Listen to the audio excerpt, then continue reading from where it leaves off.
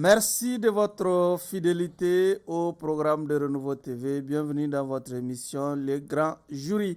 Ce soir, le Grand Jury reçoit M. Nouhoum Sarr. Il est membre du CNT, président du parti FAD. M. Sarr, merci de cette comparution devant le Grand Jury. Je vous remercie pour l'invitation. C'est toujours un plaisir de m'entretenir avec vous sur les grandes questions du moment. Voilà. Avec moi pour vous interroger, Abdraman Keïta, il est directeur de publication du journal Le Témoin, fidèle au poste. Keïta, merci d'être là.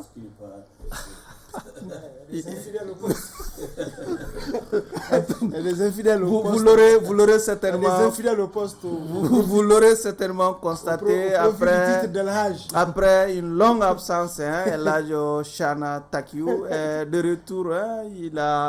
Il est installé confortablement autour de ces plateaux. Eladio Chana, merci d'être de retour. Absence justifiée? Effectivement, je suis un maladif comme tous les Maliens, donc je suis allé faire... comme beaucoup de Maliens, pas tous les Maliens. J'ai dit comme beaucoup de Maliens, bien sûr, je suis allé faire un bilan de santé. Donc, alhamdulillah, ma santé s'améliore, Dieu merci. Et après ça, je suis allé rendre grâce à Dieu sur les lieux saints de l'islam pour faire une umrah, faire des bénédictions pour le pays, pour nous tous. Que Dieu nous préserve notre pays avec nous-mêmes. En tout cas, nous sommes très heureux aussi de vous retrouver en pleine forme. Que les débats commencent finalement, n'est-ce pas? Oui, surtout qu'on a un jeune expérimenté qui n'a pas sa langue dans sa poche. Qui n'a pas sa langue dans sa poche. Oui. Monsieur Nouhoum Sarr, qui défraie très souvent la chronique. Il peut faire des mois sans parler, mais quand il parle, c'est toute la République qui ressent qu'un jeune aux dents longues s'est exprimé. On peut être d'accord avec lui, on peut ne pas être d'accord avec lui, mais il a le courage de ses idées, il dit ce qu'il dit, et puis il continue son chemin. D'accord. Keïta? Oui, effectivement, c'est un jeune qui s'assume, quelle que soit sa position. Mais je pense qu'il faut souvent aussi s'assumer à bon escient. Et il faut s'ensuivre dans le sens de l'histoire pour occuper la bonne place de l'histoire. Et j'espère que c'est ce qui motive ses prises de position quand il le fait et non pas les circonstances. Et il nous a quittés ici sur un goût d'inachevé la dernière fois. Je pense qu'il y a eu vraiment des altercations très chaudes entre lui et Chana. J'espère qu'aujourd'hui, ce sera la paix des braves et la fumée des calumés. Sauf qu'il n'y a jamais eu de guerre entre la fumée de calumés. On quitte le plateau, on devient, c'est comme si, bon, il n'y a pas de guerre, c'est le choc des idées. C'est sûr.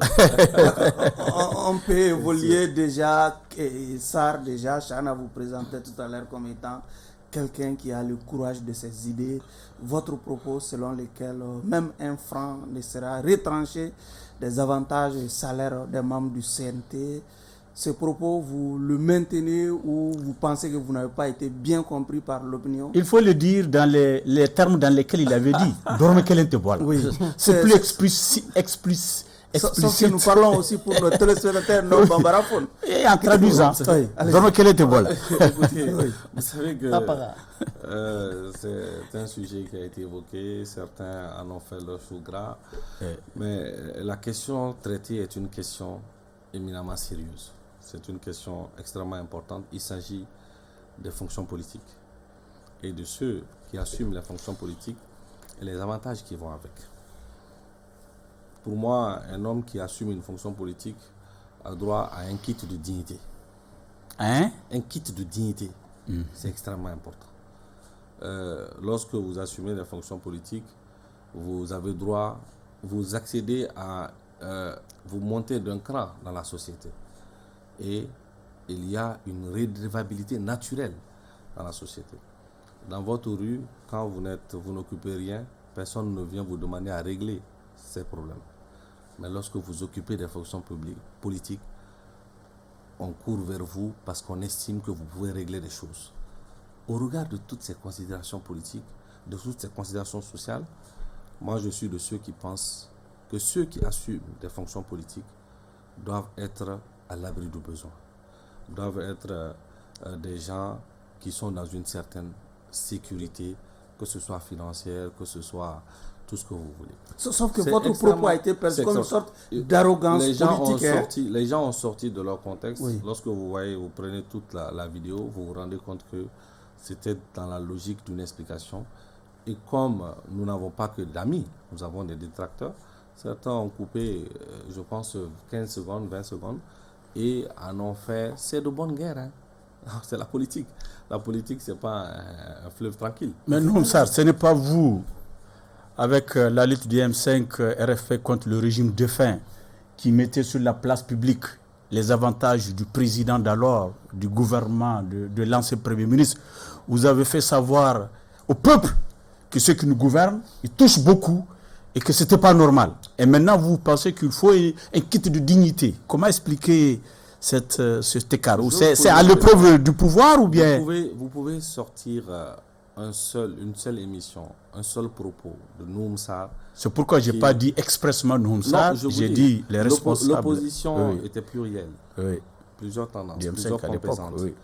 Et chacun a ses... Avant de répondre, pour mieux situer ce que Cham veut dire, c'est qu'en réalité, dans les points que vous avez soulevés au niveau du M5, auquel vous appartenez à l'époque, il y avait quand même la réduction du train de vie de l'État. Et ça visait effectivement la prise en charge des fonctionnaires, exorbitantes des fonctionnaires, des hommes politiques, des institutions. Les gens confondent quelque chose.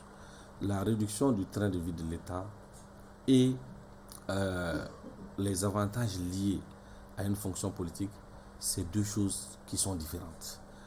Pour moi, la réduction du train de vie de l'État, c'est s'abstenir de certaines dépenses de prestige. C'est avoir de gros budgets pour les réceptions. C'est avoir de gros budgets pour les voyages, pour les déplacements. Les déplacements qui ne sont pas, qui n'apportent pas nécessaires, qui ne sont pas indispensables. On peut s'en passer. C'est ça. Mais comment pouvez-vous comprendre que quelqu'un qui est en charge de grandes responsabilités, un ministre, qu'il ne puisse même pas régler une question, un problème de 100, 200 000 francs dans sa rue. Dans le quartier. Ce n'est pas acceptable. Vous savez, le tribunal juge et on vous sanctionne. Mais la sanction la plus redoutable, c'est la sanction sociale. Autrement dit, vous n'avez pas apprécié l'attitude de Moussa Mara qui a renoncé à certains avantages pour soulager davantage l'État qui a d'énormes difficultés financières. Vous savez, c'est extrêmement important de laisser chacun dans sa liberté de décision. L'ancien Premier ministre a renoncé à ses avantages d'ordre, je pense, financier. C'est son droit. C'est une bonne chose. C'est son droit. Je ne rentre pas dans les commentaires. C'est son droit le plus absolu. Mais qu'on souffre aussi que ceux qui n'ont pas... Par la même occasion, il a invité le président de la transition, le Premier ministre, n'ont pas renoncé. Juste de leur droit de ne pas renoncer. Mais je vais dire aux Maliens, vous savez, ceux qui vont à l'encontre de l'histoire finissent par perdre. Renoncer à des avantages financiers n'est pas synonyme de patriotisme. Le patriotisme, c'est défendre les intérêts de son pays. Le patriotisme, c'est apporter des choses à l'évolution de son pays.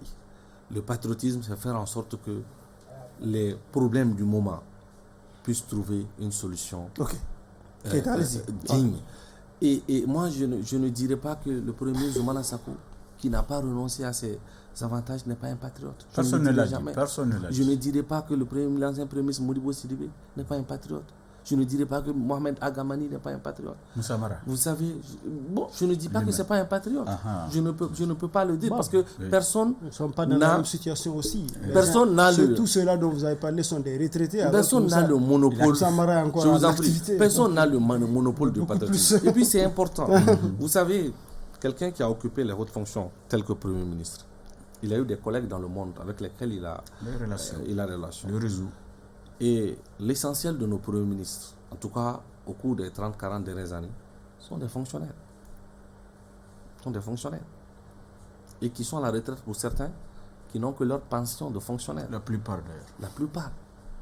Mais vous voulez que l'État qu'ils ont servi puisse ne pas leur donner cette couverture de dignité? Moi, je m'y refuse. Je m'y refuse parce que pour moi, ce n'est pas apporter quelque chose à l'État, c'est aller même contre les grands principes de dignité. Regardez d'anciens ministres. Et sont certains anciens ministres qui tirent le diable par la queue.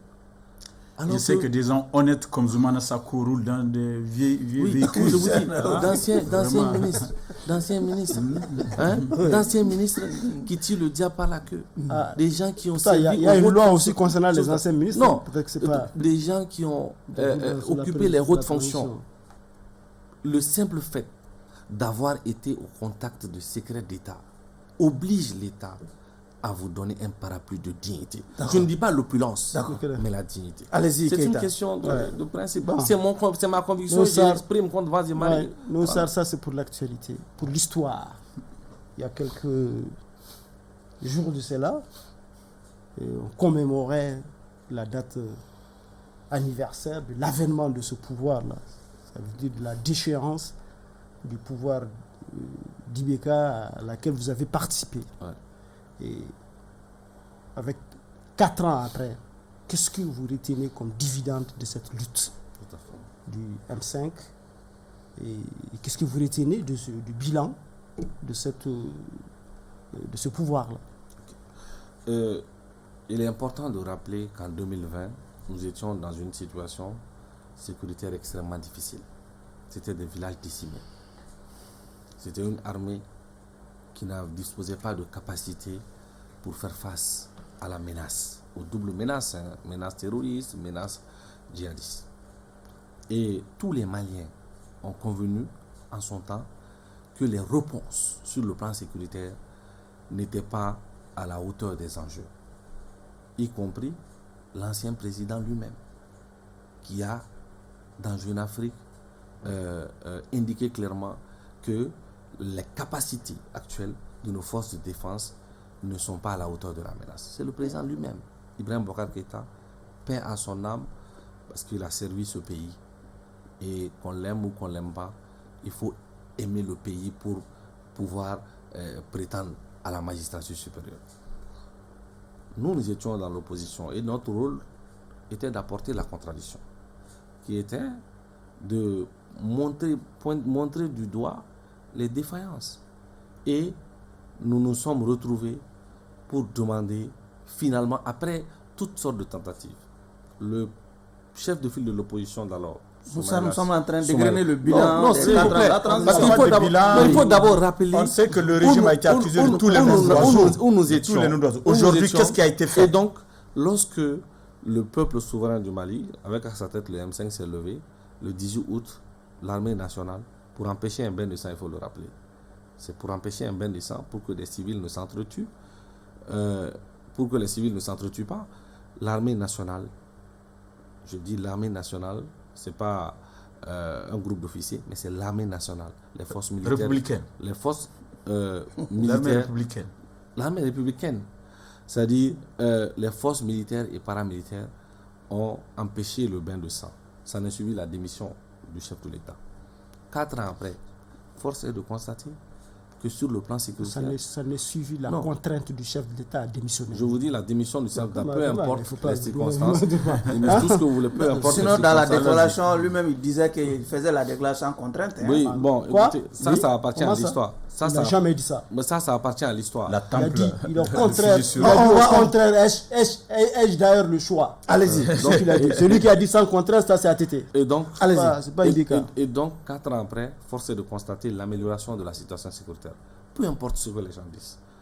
Et le principal indicateur, au-delà de la récupération, du retour de la ville de Kidal dans le giron national, mais c'est l'ex-puissance colonisatrice qui avait placé le Mali en zone rouge, mais qui, il y a quelques mois, a déclaré à la face du monde que le Mali n'est plus en zone rouge. Le Mali est passé en zone orange. Ce qui dénote d'une amélioration de la situation sécuritaire. Nonobstant les attaques sporadiques, les attaques de bandits armés. On crédite l'ancienne puissance non, je vous dis, c'est un indicateur. On crédite l'ancienne puissance de confiance que lorsqu'il parle en notre faveur. Non, je vous dis, c'est un indicateur. C'est un indicateur. C'est un indicateur. La ville malienne de Kidal, qui est restée 10 ans un no man's land, contrôlée par des groupes armés, sans foi ni loi, qui ont sémé la terreur, est aujourd'hui dans le giron national. L'administration est présente, un gouverneur, des préfets, les écoles ont rouvert leurs portes. Donc, cela dénote d'une amélioration de la situation sécuritaire. Sur la lutte contre la corruption, le plan de la lutte contre la corruption. Moi, je me rappelle, lorsque nous étions à l'opposition, 2014 a été déclarée l'année de lutte contre la corruption. Une année spéciale. On l'a décrétée comme année de lutte contre la corruption. Curieusement, c'est cette année-là qu'il y a eu le plus grand scandale. J'en veux pour preuve les différents rapports du vérificateur. Aujourd'hui, selon les dires du ministre de la Justice, et après vérification, on constate que l'État du Mali a recouvert plus de 90 milliards. Sans tambour ni trompette.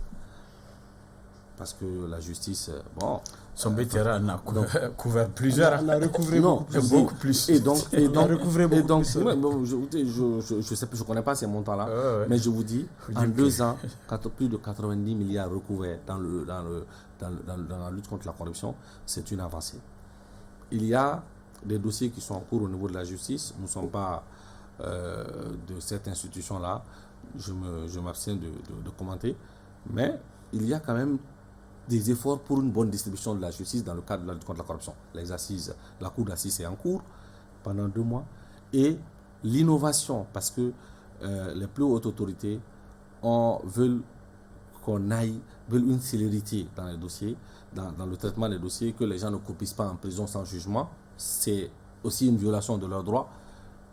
Il y a un code pénal, un code de procédure pénale et un code pénal sur la table du CNT qui va être très prochainement adopté et qui supprime la cour d'assises. Désormais, les juridictions seront dotées de chambres criminelles. Cela dénote d'une volonté de célérité dans les dossiers de justice. Sur le plan des concours. Oui. Mais on s'est tous plaints ici que pour passer à un concours, il faut avoir un sous-couvert, il faut être sous-couvert d'un tel, sous-couvert d'un tel. Aujourd'hui, la transparence dans l'organisation, que ce soit les concours de magistrats, les concours de la fonction publique, est perceptible. C'est une avancée extrêmement importante. Même si ce n'est pas dans tous les domaines. D'accord, on va aussi faire terminer. On va vous redonner la parole, Keita. Allez-y, Chana. On va vous redonner la parole, c'est sûr. Allez-y, Chana. Voilà. Monsieur Sarr, vous venez de décrire, si je peux me permettre, un tableau reluisant. Il y a des insuffisances, j'en viendrai. Oui, il y a des insuffisances. D'énormes insuffisances. Est-ce que vous voyez? Mais alors, que pensez-vous de ce que ce proche du Premier ministre disait l'autre jour, qu'il y a un véritable recul dans le pays? Vous suivez mon regard? Bon, écoutez, c'est de sa responsabilité. Moi, je constate qu'il y a des avancées. En termes clés, il a dit que le pays régressait. Le pays régresse, bien sûr, c'est ça le recul.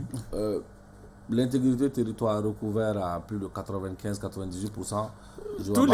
Tous les aspects que vous avez développés, il y a des discussions à ce niveau. Vous savez, mais aujourd'hui, nous ne voulons pas beaucoup discuter de la sécurité, parce qu'il s'agit de nos forces armées et de défense que nous soutenons tous. Absolument. Malgré ce que le Premier ministre a appelé la défaite de Tizawaten, nous savons que l'armée que l'armée fait de bonnes choses sur le terrain, que l'armée se sacrifie.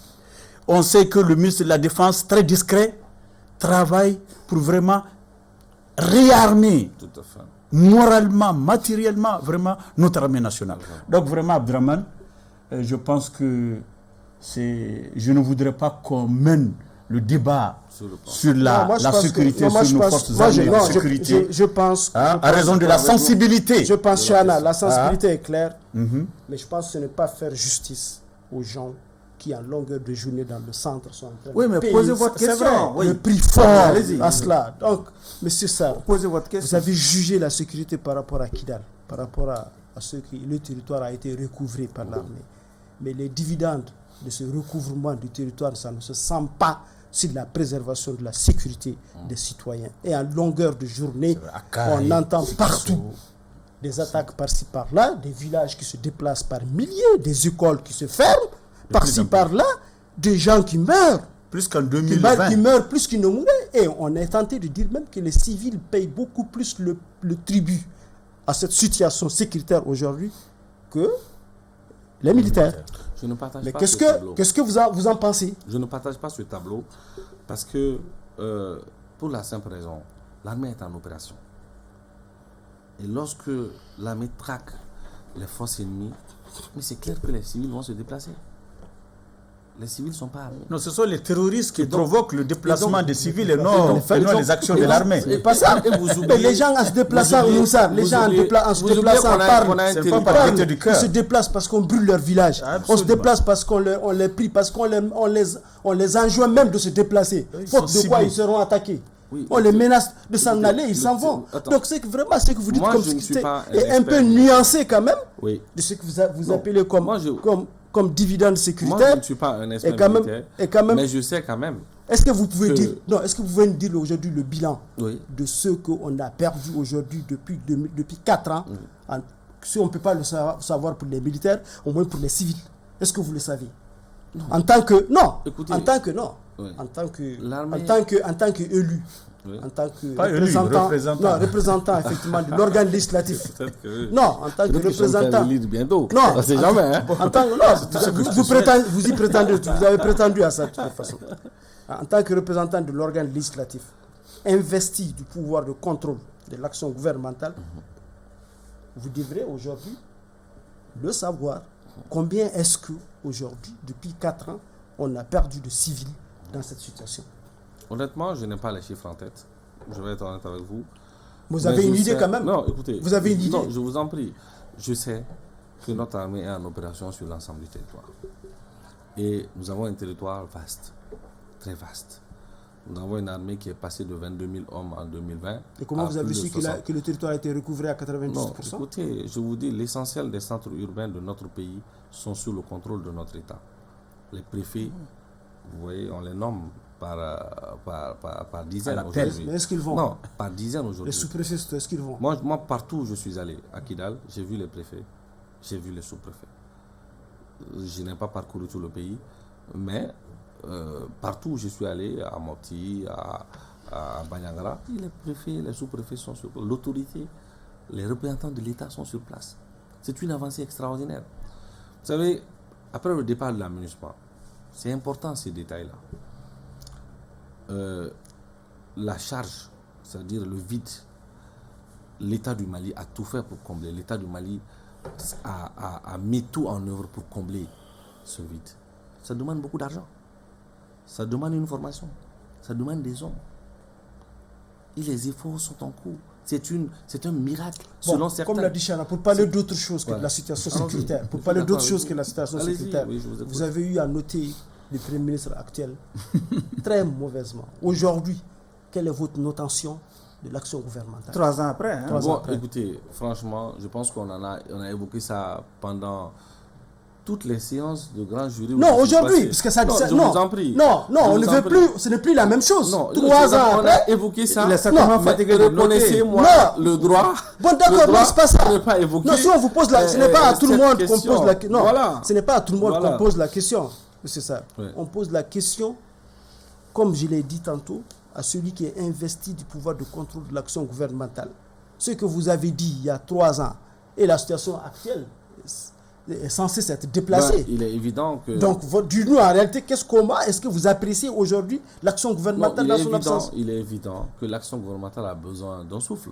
C'est extrêmement important. C'est mon point de vue et je l'ai dit. Un besoin de souffle, c'est-à-dire, de qu'est-ce que vous... souffle a besoin qu'on impulse un nouveau souffle. Vous voulez dire par Non, là attends, qu'on attends, doit ça, remplacer ça, le Premier ça, ministre? Non, puisque Écoutez, vous savez pourquoi je le dis. Vous savez pourquoi? écoutez. Puisque à travers ça, à travers la réponse à cette question, Ouais. on peut avoir une idée du bilan. Non, écoutez. Du bilan de la transition, puisqu'en réalité, l'action gouvernementale est en même temps le bilan de la transition. Écoutez, un gouvernement, vous avez vu l'histoire dans notre pays. Moi, j'aime qu'on regarde l'histoire. Un grand homme d'État allemand, Bismarck, disait que le passé est la rampe de grand homme lance de d'État. l'avenir.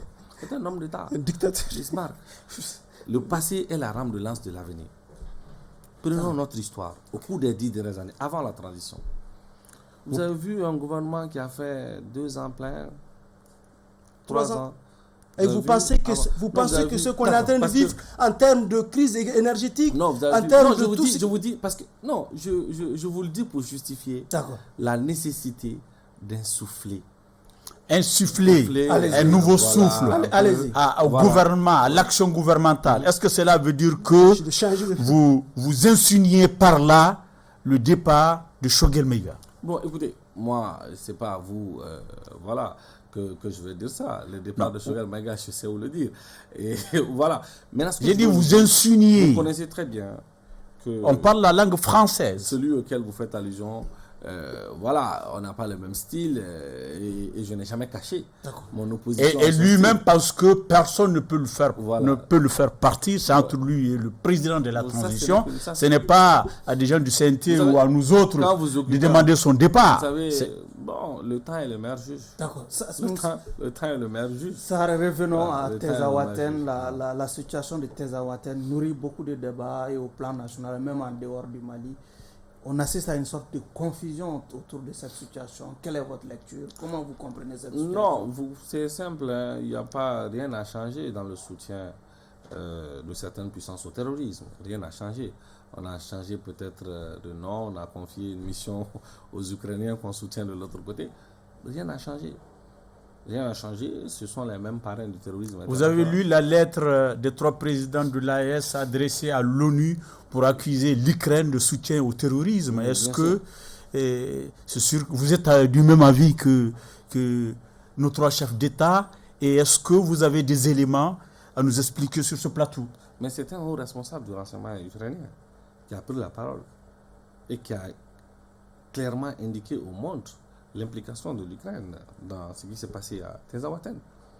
Les moyens logistiques, les moyens en termes de renseignement... Comme il y a l'implication russe aussi de l'autre côté. Non, écoutez, le Mali traite d'État à État avec le partenaire russe. La Russie vend les armes, nous achetons ces armes-là.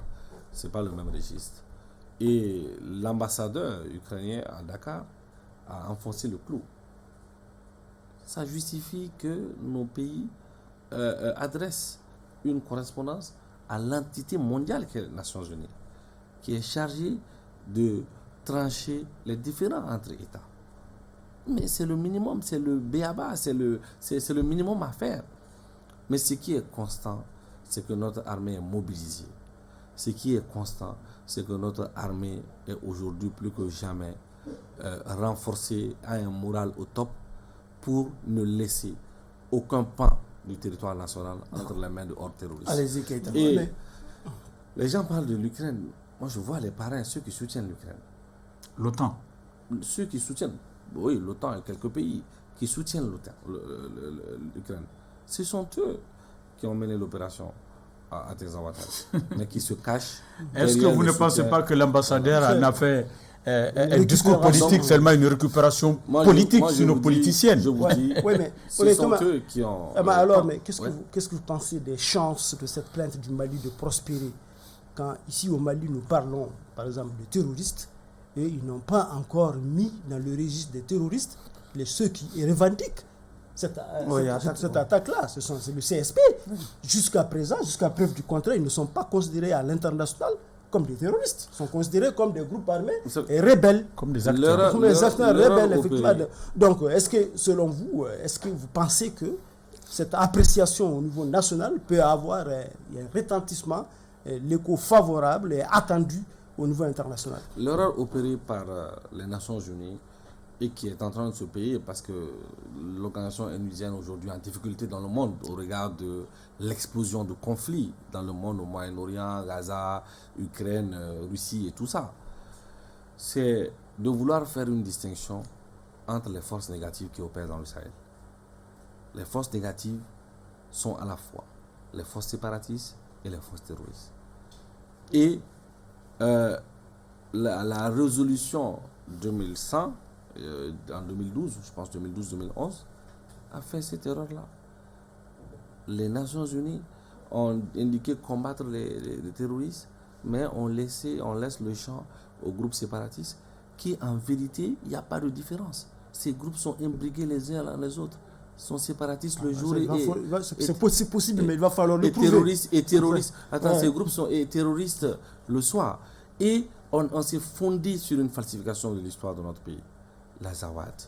Ce n'est rien d'autre que l'Empire Songhai. Ok, on a mené ce débat. Allez-y, Oui, donc, donc, monsieur le Président, de plus en plus des voix s'élèvent pour dire que le tout militaire ne peut pas continuer. Le président de la CODEM, Poulo, l'a dit très clairement. L'activiste malienne qui réside à Paris, Ticheri, a répété la même chose. Moussa Mara aussi l'avait dit. Est-ce que vous pensez qu'on peut continuer le tout militaire? ATT, qui a une certaine clairvoyance, avait dit ça depuis à son temps, que le tout militaire ne peut pas continuer. Et il a mis à côté du tout militaire le PESPESTN, le projet de développement, que malheureusement le coup d'État le plus stupide du monde, celui de Sanogo, est venu gâcher. Est-ce qu'aujourd'hui, vous ne pensez pas qu'il est temps de greffer à côté du tout militaire quelque chose pour prétendre améliorer la situation sécuritaire actuelle dans le pays? Bon, est-ce qu'on a besoin de dire que le tout militaire n'est pas la solution? Je pense qu'on n'a même pas besoin de le... Surtout qu'on est en train d'élaborer une charte pour la paix et la réconciliation. C'est extrêmement important. On n'a pas besoin de le rappeler. Vous savez... on a besoin de le rappeler si à côté du tout militaire, pour l'instant, on ne voit rien que le tout militaire, on a besoin de le rappeler. Et Poulo a bien fait. Il y a le groupe armé de Achara Touman, qui était un acteur de la galaxie des groupes armés, mais qui aujourd'hui est avec l'État du Mali. Vous pensez que c'est la guerre qui a amené ça? C'est le dialogue. C'est le dialogue. Moi, je profite pour rendre hommage à Mohamed Aga Achara Touman, qui aujourd'hui est engagé avec l'État du Mali. Quel dialogue? Tous les autres là, c'était eux qui ont permis ce dialogue jusqu'à la signature de l'accord. Les autres sont venus après. Je vous dis, et ils ne sont plus partis. Mais c'est un groupe armé aussi. Oui. C'est un groupe armé. Pour vous dire que la réponse sécuritaire ne peut pas à elle seule être la solution. C'est une évidence. Okay. La réponse économique. Il faut offrir à nos parents, la jeunesse touareg, de nouvelles perspectives d'esprit. Lesquelles? Ceux qu'on embrigade facilement dans ces groupes terroristes-là. Il faut des projets de développement. Il faut le dialogue inter- et intracommunautaire. Parce qu'à l'intérieur des communautés, il y a eu des problèmes. Il faut qu'il y ait un dialogue intercommunautaire. D'accord. Entre les communautés, il y a eu des problèmes. Il faut qu'il y ait un dialogue intercommunautaire. Donc, tout ceci a été proposé au Mali. Je pense qu'à l'occasion du dialogue intermalien, ce sont des sujets qui ont été évoqués. Nous disposons de la matière. Maintenant, il faut le mettre en musique. Et je crois qu'à l'occasion de l'écriture de la nouvelle charte, ce sont des éléments, ce sont des matières qu'on doit mettre en avant. D'accord. Et que le dialogue national, le dialogue entre Maliens intra-communautaire, résulte de l'appropriation nationale de Comment est-ce que le dialogue, vous parlez du dialogue alors que ceux qui provoquent, qui créent l'insécurité, vous les excluez déjà? De quel dialogue s'agit-il? Non, vous savez, dialoguer avec qui? Vous savez, il y a les acteurs de l'insécurité sont exclus. Vous voulez qu'on discute avec ces acteurs sans cette charte qui est pour nous le cap pour discuter dans n'importe quelle situation, quelle que soit la situation. Il faut d'abord le cap, qui est la charte, qui fixe les grandes orientations du dialogue. La ligne rouge. Non, les grandes orientations. Et qui est, pour moi, les termes de référence d'un dialogue entre Maliens. Parce que, quelle que soit la situation, c'est entre Maliens. Donc, à partir de la charte, tu m'excuses, à partir de la charte de la paix, ces gens-là ne seront plus exclus. Non, écoutez, je pense qu'il faut impérativement attendre ce cap qui est la voie du dialogue. Est-ce que vous ne reconnaissez pas par ailleurs? Il faut attendre la fin de la réalité, charte. la charte, en se situant tel que vous l'avez dit, en le situant de cette façon, donc que la charte n'aura pas été quand même participative. Puisque, pour que la charte, pour que les gens y adhèrent, il faut qu'elle soit Vous participative. savez, dans tous les pays... Donc il y a quand même quelque chose il y a un degré de participation qui manque. Non. À partir du moment où, comme il l'a dit, on n'a pas associé certains protagonistes essentiels de la crise malienne. Vous-même, vous avez dit qu'ici, vous avez cité la crise malienne, vous l'avez dit que cette crise malienne est congénitale à ce régime-là, parce que vous avez dit qu'ils ont arrêté, ils ont agi dans le sens du coup d'État pour éviter que les Maliens eux-mêmes s'affrontent entre eux. Oui, effectivement. Effectivement, Ça veut dire qu'il y a un malaise. Il y a un malaise qui continue entre Maliens. Il y a une certaine, si vous voulez, division, une certaine cassure entre les différents groupes de Maliens que cette charte-là n'est pas en train de prendre en compte. Non, mais vous avez pas encore vu la charte. La rédaction n'a pas fini. Elle n'est pas encore dans le domaine public. Mais depuis le dialogue intermalien, on ne les a pas associés. Ce dialogue va accoucher d'une charte qui sera forcément non participative. Écoutez, la stratégie... Une charte dans laquelle peut-être ils ne vont pas se reconnaître. La stratégie de dialogue, pour développer le dialogue, cette stratégie, c'est généralement les États qui déterminent. Je vais vous donner un exemple. Dans ce cas, c'est un dialogue imposé. L'ETA basque en Espagne. Vous pensez que le tempo du dialogue classique. Oui, a été fixé par l'ETA, mais non, c'est l'État espagnol. Armata Corsa en France, les Corses. Mais c'est l'État français. Casamance. Oui, à Casamance, tout près. C'est l'État qui fixe un cap du dialogue. Et vos préoccupations, qui sont des préoccupations de développement pour certains, qui sont d'autres natures pour d'autres, peuvent être prises en compte. Donc si on ne permet pas à l'État de terminer les règles du dialogue, mais non ça, l'insécurité, vous savez que les problèmes, les difficultés sécuritaires souvent découlent des problèmes politiques. Tout à fait. Nous avons un réel problème politique dans ce pays. Et vous n'êtes pas sans savoir que des leaders sont en prison pour les raisons que vous savez. Il n'y a pas de dialogue politique véritable dans le pays. Comment est-ce qu'on peut aller vers une paix si les véritables acteurs politiques, ceux-là même qui sont censés conquérir le pouvoir, sont exclus, sinon une bonne partie exclue? Comment est-ce qu'on peut aller vers cette paix tant recherchée? Vous savez, moi je ne vois pas les choses de cette façon-là.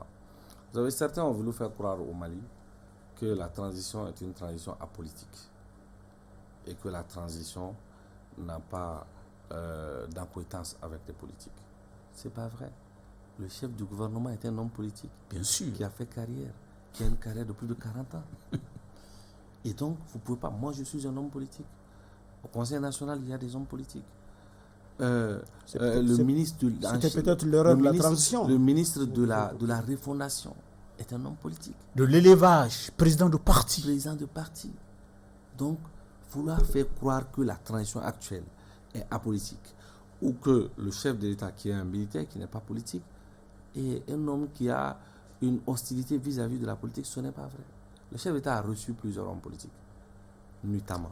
Non, je vous dis la vérité. Notamment. Il n'y a pas eu de... Ces hommes politiques n'ont pas fait de compte. Personne n'a oublié son téléphone quand même là-bas. Je vous dis, le chef d'État a reçu les hommes politiques. Mais c'est pas transparent si c'est notamment. Le ministre de l'administration territoriale. On va quand même l'écouter. Je vais revenir. Pour répondre à la question de ceux qui ont aujourd'hui maille avec la justice. Le ministre de l'administration territoriale, de mémoire d'homme, je n'ai pas vu un ministre aussi accessible. On n'a pas besoin de lui envoyer une lettre, un simple SMS. Que vous soyez chef de parti ou chef d'association, il vous reçoit. Vous discutez. C'est la même chose pour les journalistes. Voilà. Oui, mais c'est la même chose pour les journalistes. Qu'est-ce que vous en savez, ça? Si vous avez... Parce que je connais ce Tom. Je connais son accessibilité, je connais son sérieux, je connais son caractère de respectueux, un homme respectueux. Donc, voilà. On ne peut pas dire qu'il n'y a pas de dialogue. Pourtant, moi, j'ai échangé avec un homme politique qui me disait qu'il lui paraît être hautain. Cet homme politique m'a dit qu'il a rencontré le ministre de l'administration territoriale, celui de la défense. Celui de la défense est descendu jusqu'en bas, jusqu'au niveau de sa voiture. pour le saluer, alors que celui de l'administration territoriale, c'est à la porte de son bureau qu'il l'a laissé. Je connais l'homme politique. On va faire le procès du ministre. Je connais l'homme politique dont vous parlez, et parce qu'il a dit à beaucoup de personnes. Hein, et je pense que c'est pas sérieux. C'est pas sérieux. Vous savez, personne au monde dans notre pays, n'a une fois fait le reproche à M. Maïga d'être un homme hautain. Personne. Moi, je vous dis. Ça commence par ce monsieur. Personne. C'est pas être hautain, descendre, vous accompagner à votre voiture ou vous accompagner aux escaliers n'est pas quand même quelque chose pour mesurer. Non, c'est pas un critère. Écoutez, c'est pas un critère. Je pense que c'est un sujet un peu subalterne. Oui, mais attendez, c'est pas un critère. Oui. Maintenant, ceux qui ont un souci avec la justice, j'ai des amis personnels là-dedans. Je suis allé voir Moulay Haïdara qui est un ami personnel. Notre amitié va au-delà de la transition. C'est quelqu'un avec lequel j'ai partagé beaucoup de choses. Et je suis peiné pour lui. Comme pour tous les autres. C'est pourquoi je n'ai cessé de demander la clémence de la justice. En tant que politique, c'est la clémence de politique qu'il faut demander qui peuvent agir sur la justice. Non, écoutez. Ça commence par là-bas, par le haut. Écoutez, mais la justice est indépendante dans notre pays. La justice est indépendante. Dans le discours. Oui, personne n'a de moyens. Dans le discours. Oui. Mais nous savons que dans les coulisses, le pouvoir politique peut influencer bien sûr la justice. Oui, bon, surtout en pareilles circonstances, en ce qui concerne les questions politiques. Politiquement, si on a une volonté politique, un engagement politique, on peut gérer ça avec la justice de façon intelligente afin qu'ils puissent recouvrir leur liberté. Je pense qu'il y a une procédure qui est en cours. Moi, je pense qu'en réalité, cette procédure-là n'est qu'un aspect de la grande question d'atteinte aux droits de l'homme, d'atteinte aux libertés publiques et individuelles qui s'est posée depuis le début de cette transition et qui peut être un peu aussi faire partie du bilan que vous n'avez pas pu évoquer dans son ensemble et dans l'ensemble de ces aspects. Est-ce que vous pensez qu'en réalité, puisqu'on vous réclame la franchise, qu'il n'y a pas eu un recul et que le contexte même n'a pas imposé aux dirigeants actuels un recul dans l'observance de ces libertés et de ces vous savez, droits. Lorsqu'on est homme politique, c'est important d'être cultivé. C'est important de lire et de beaucoup lire. Moi, je lis beaucoup. J'ai lu l'un des plus grands étatistes, Thomas Hobbes, et qui indique clairement que la sécurité... C'est pour la théorie. C'est-à-dire, tout ce qu'un État entreprend, le mobile, c'est la sécurité et la paix sociale. Si la sécurité et la paix sociale impliquent d'envoyer mon grand frère Abdraman au front, l'État le fera. Réquisition. Non, l'État le fera. Donc, la paix et la sécurité sociale, la sécurité et la paix sociale n'a pas de prix. Et notre pays est en guerre. Les hommes sont au front, ils payent le prix du sang. Vous êtes en train de dire que... Oui. Les libertés en général sont incompatibles avec une situation d'insécurité. Non, je ne vous dis pas ça. Je ne vous dis pas ça. Si pour cohabiter, pour ramener, il ne peut pas de cohabitation possible entre la préservation des libertés et des droits et l'insécurité. Si pour préserver, surtout lorsqu'on sait la que sécurité et la paix civile, il faut faire reculer les libertés qu'on a comme l'impression, on a comme l'impression parce que c'est plus important. Non, on a comme l'impression que cette insécurité est en train de devenir un filon pour empiéter sur les droits et libertés. Je ne le pense pas, cher ami. Vous et moi aujourd'hui, c'est l'impression que beaucoup en ont. Et personne ne vous inquiète. Monsieur le Président, c'est l'impression vous êtes un homme politique et tout à l'heure, vous avez souhaité vous-même être élu. Certainement, comme futur député de la commune 4 à l'Assemblée nationale, je vous le souhaite. Vous président de la République. Oui, vous êtes... Quelle commune 4 Pourquoi pas président de la République? Jamais, je t'apprends qu'en réalité, ils sont dans une logique pour ramener la circonscription électorale au niveau de la région. Donc Bamako ne sera plus en commune. non, comme il est Bon, communicateur. on en parlera la Pourquoi pas prochaine président de fois. la République? Hein? Pourquoi pas président de la Parce que République? moi, personnellement, je ne te vois pas demain président de la République. Après-demain, peut-être. Mais demain, je ne te vois pas président de la République. Après-demain peut être C'est demain, pourquoi hein. je ne le pose pas en ces termes. Est-ce que vous voyez? Donc, vous, en tant qu'homme politique, vous voulez concourir au suffrage universel, maire, député, même président, vous pouvez être candidat. Mais on ne vous donne pas l'opportunité, l'occasion de candidater. Oui. Et qu'est-ce que vous faites pour qu'on puisse aller aux élections? Ok. C'est extrêmement important cette question parce que dans notre pays, on veut faire croire qu'il y a deux groupes. Ceux qui veulent qu'on aille aux élections et ceux qui veulent qu'on n'aille pas aux élections. Qui ne veulent pas qu'on aille aux Surtout élections. ceux qui ne sont Non. pas élus et Ce qui n'est ont pas les vrai. bénéfices Ce n'est des pas avantages vrai. de l'État. Non, ce n'est pas vrai. Moi, j'étais membre de l'opposition. En 2018, il y a eu la plus grande crise électorale que notre pays n'a jamais connue. Où le principal challenger du président sortant a refusé de le reconnaître. C'était terrible, c'était inédit pour notre pays. La communauté internationale, avec à sa tête la CEDEAO, sous l'égide du ministre des Affaires étrangères du Nigeria, s'est mobilisée. Et la communauté internationale a exigé que plus jamais il faut plus jamais organiser des élections dans ce pays sans faire des réformes. Parce que notre pays a frôlé le pire. Donc, cette forte recommandation n'est pas tombée dans les oreilles de sourds. Nous nous sommes appropriés de cela. D'accord. Et les réformes politiques ont été engagées. Ensuite, Oui. pour les élections, n'oubliez pas que la quasi-totalité des partis politiques au Mali, puisque vous dites qu'on ne considère pas les partis politiques, a exigé la mise en place d'un organe unique de gestion des élections. Ce qui est fait. Ce qui est fait. Et l'organe unique, On a même fait un scrutin. un scrutin référendaire. avec, dans des difficultés. Et le référendum n'a pas les mêmes enjeux qu'une élection présidentielle où c'est la conquête du pouvoir. Et c'est important que nous posions ensemble les balises d'un compromis national pour fixer le cap des élections. D'accord. Ça a commencé avec le dialogue. L'EJ a rencontré les partis politiques et la société civile. Et l'EJ a étayé ses avancées, ses insuffisances et a recommandé aux forces politiques de lui faire des propositions pour faire avancer les choses. D'accord.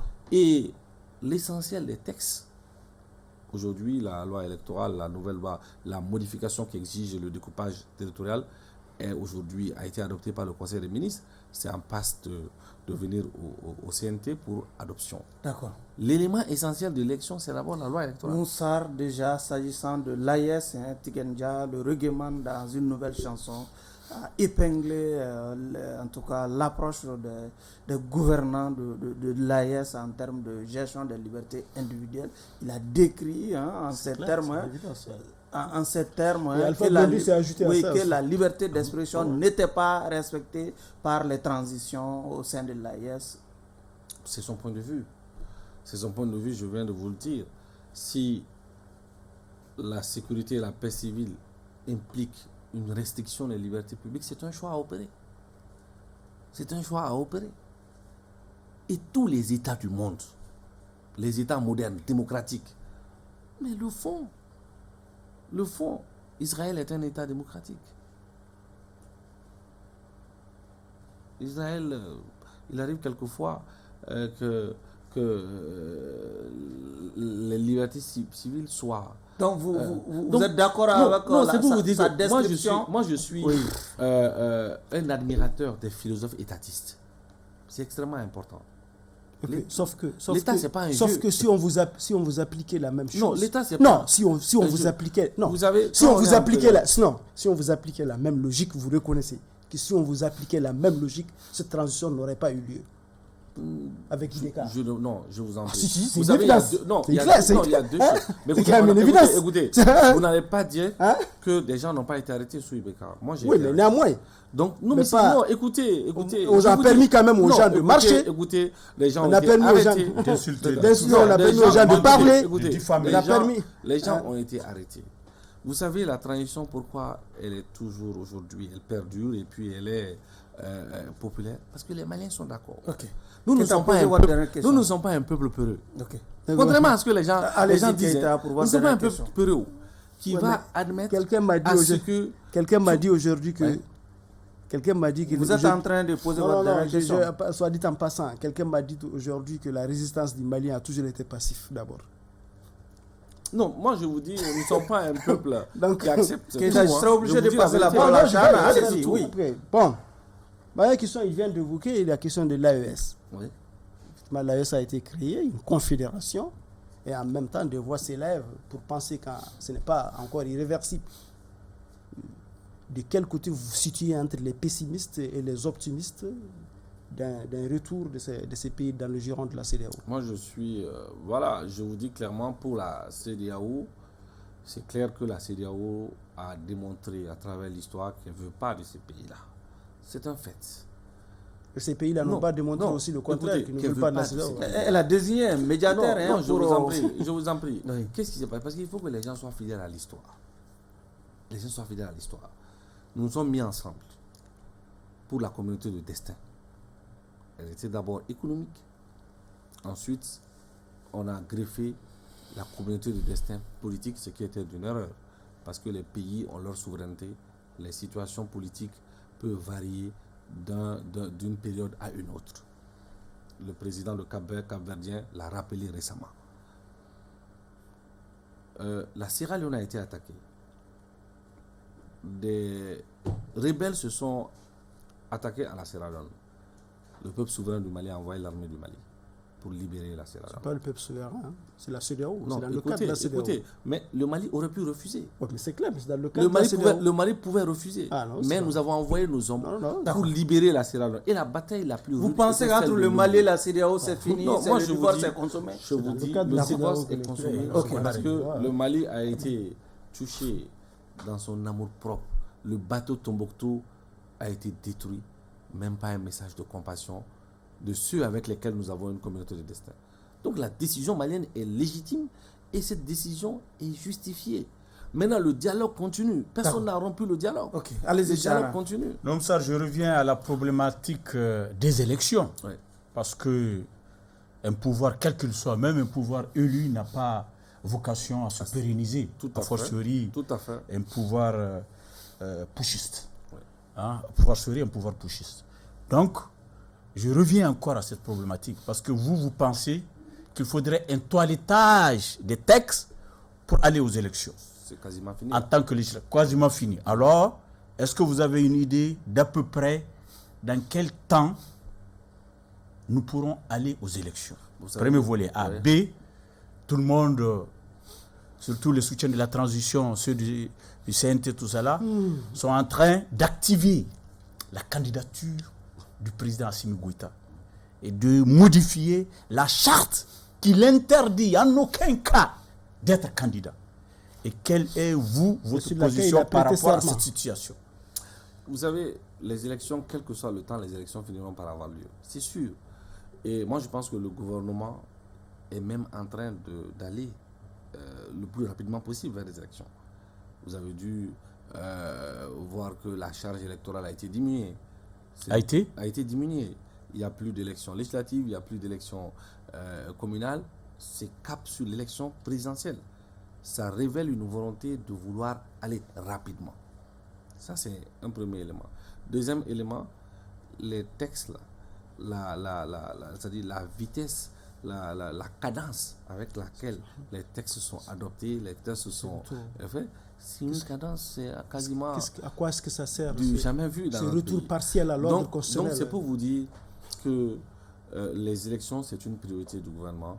Et je pense très honnêtement que on peut finir avec la transition en 2025.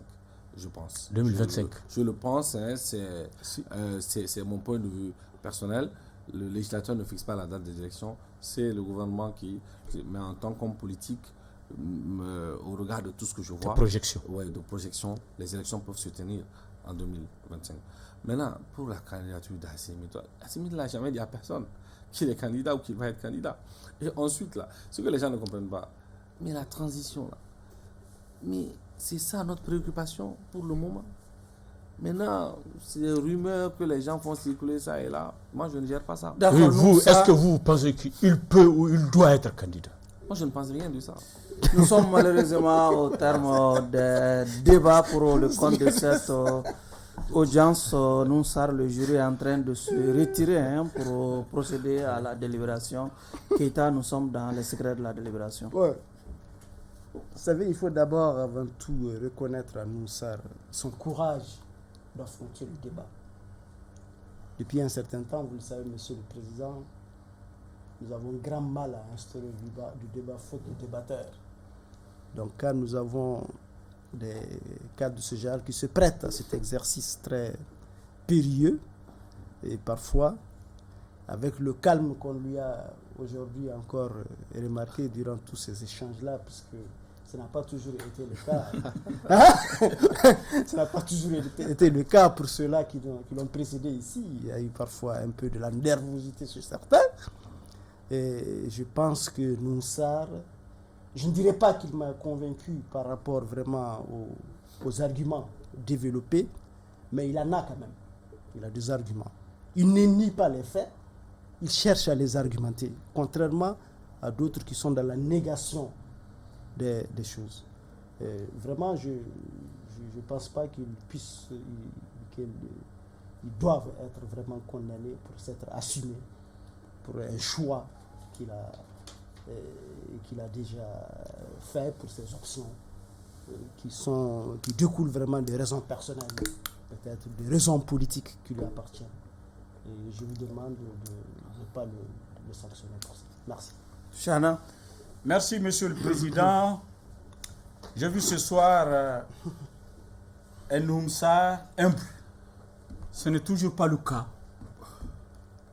Un Nounsar très calme. Ça n'a toujours pas été le cas. Vraiment très humble. Ah, très humble et, comme Abdraman l'a dit, qui cherche à argumenter. Je le comprends, il est dans son rôle. Il est autour de la soupe, il faut qu'il défende cette soupe-là. C'est tout à fait normal. Hein? On comprend sa position, même si souvent il ne veut pas répondre, tel que la candidature de Assumi, je ne pense rien. Il pense quelque chose, mais il ne nous le dit pas. C'est son droit. C'est son droit. Non, je pense que vraiment, Monsieur le Président, ça a une grande plaidoirie.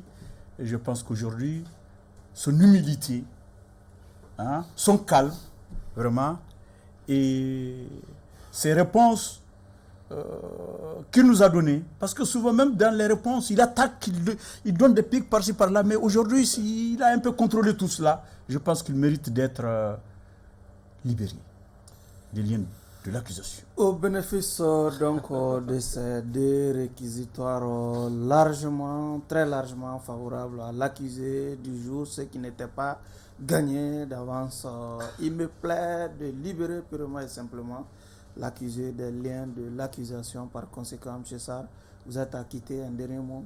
Bon, écoutez, merci pour l'invitation. C'est toujours un plaisir. Et pour dire à mon grand frère, il n'y a pas de soupe. Il n'y a pas de soupe. On ne peut pas, nous, notre combat politique, le tempérament qui est le mien ne peut pas me permettre d'être autour d'une soupe. En 2019, vous avez vu l'accord politique qui a permis la mise en place du gouvernement Boubou Cissé. Nous avons refusé. C'était difficile, parce que l'opposition est très difficile. C'était difficile. Donc pour vous dire que tout ce que moi je fais dans la vie, j'y crois. J'y crois. Je suis un homme de conviction, dans l'âme. C'est ça ma formation politique. Mes convictions aujourd'hui peuvent ne pas... les gens peuvent ne pas être d'accord avec ce que je dis. La majeure partie ne peut ne pas être d'accord avec ce que je dis. Mais c'est à ça que je crois. Et demain, ça finit toujours par s'imposer. L'exemple le plus palpable, c'est l'accord issu du procès d'Alger. En 2015, ils n'étaient pas nombreux ceux qui s'y opposaient. Aujourd'hui, le temps nous a donné raison parce que l'État du Mali, en toute responsabilité, a décidé de quitter ça. La politique est une chose sérieuse, c'est un sacerdoce. Le faire en étant dans les combines, en vouloir être dans le matu vu, comme certains renoncer à tel ou tel ou tel, tous ceux qui ont pris le chemin, tu reprends les pics. Tous ceux qui ont pris ce chemin ont perdu. En 2012, je connais un député qui a renoncé à tous ses avantages parce que pour lui, l'Assemblée nationale, il n'y avait plus d'Assemblée nationale. Mais il en a fait les frais dans l'histoire. Il faut connaître ce pays. Et quand on connaît ce pays, on sait se tenir politiquement. C'est sur ces mots que prend fin ce numéro de votre émission Grand Jury qui recevait comme invité Monsieur Nouhoum Sarr, président du parti FAD et membre du Conseil national de transition. Merci à vous de nous avoir suivis. Au revoir.